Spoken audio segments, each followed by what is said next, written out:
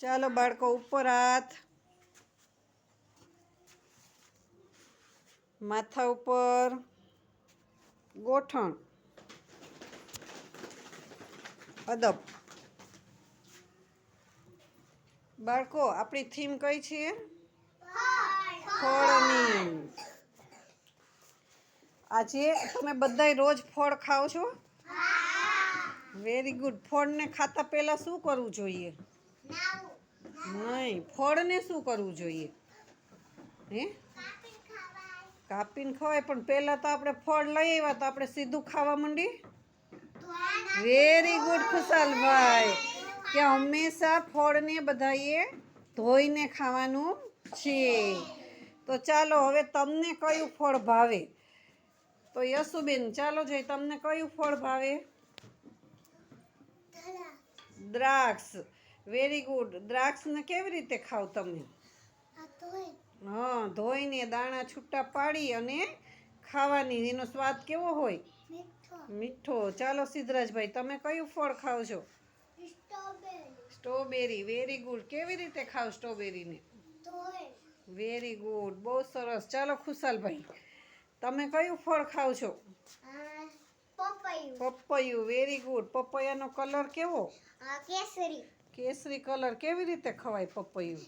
એમાં કાળા કાળા બી હોય ને, કાઢી અને પછી ચીર કરીને ખવાય. હા, ચીર કરીને એટલે કે સુધારીને ખાવાનું હોય. સ્વાદ કેવો હોય પપૈયાનો? ખાટો મીઠો મરચી. પપૈયાનો સ્વાદ ખાલી મીઠો જ હોય, પપૈયું ખાટું લાગે નહીં. ચાલો કરણભાઈ, તમે કયું ફળ ખાવ છો? સંતરું. સંતરું. Very good. કેવો કલર હોય સંતરાનો? સંતરાનો કેસરી. કેસરી કલર. કેવી રીતે ખવાય સંતરું?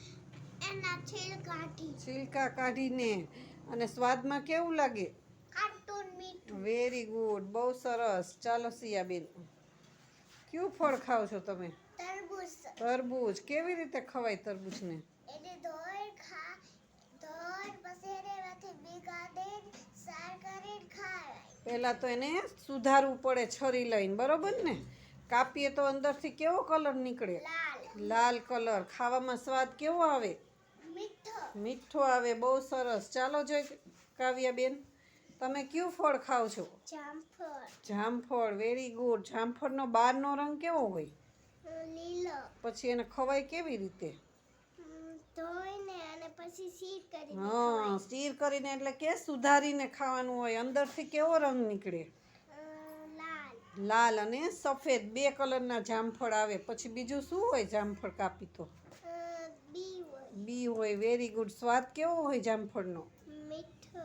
ખાટો મીઠો હોય. કેવો હોય? ખાટો મીઠો. Very good. હાલો દર્શનાબેન, તમે કયું ફળ ખાવ છો? ખાટો મીઠો. પણ કયું નામ બોલો ફળનું? કયું ફળ ખાવ? કેળું. કેળું ખાસ રોજ? કેવું હોય કેળું?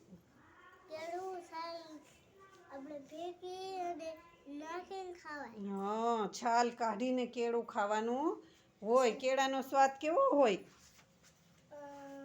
મીઠો. મીઠો. Very good. ચાલો બાળકો, એકવાર તાલી પાડી દો જોઈએ.